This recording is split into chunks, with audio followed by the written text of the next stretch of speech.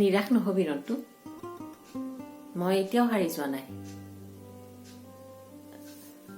দোকানখন তই তোৰ জীৱন বুলি ভাবিব লাগিব। শৰীৰত এটা অসুখ হলে মানুহে জানো মৃত্যুৰ বাবে অপেক্ষা কৰি থাকে?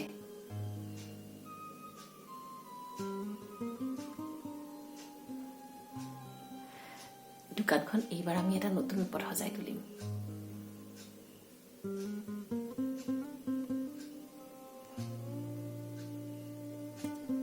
সেইখন বন্ধ হৈ যোৱা মানে মই মোৰ জীৱনৰ ওচৰত পৰাজয় স্বীকাৰ কৰি লোৱা। জয় পৰাজয়ৰ খেলখন মানুহে নিজৰ সৈতে খেলিব লাগে ৰন্তু।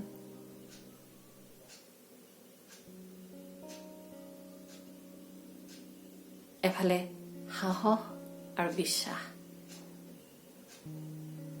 আৰু আনফালে ঘৃণা আৰু হতাশা। ঘৃণা আৰু হতাশাৰ ওচৰত আমি হাৰি গলে কেনেকৈ হ'ব?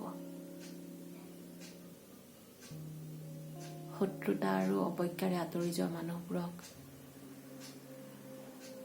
আমি ঘূৰাই আনিব লাগিব বিশ্বাসেৰে।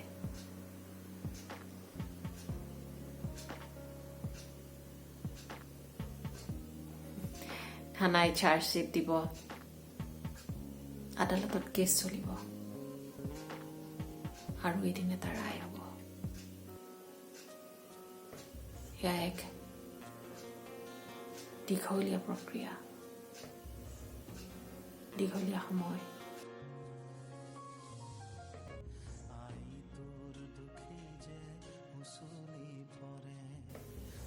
বিচাৰত কোন জিকিব কোন হাৰিব সেয়া সময়ে ক'ব, কিন্তু জীৱনৰ ওচৰত মই হাৰিব নোখোজো।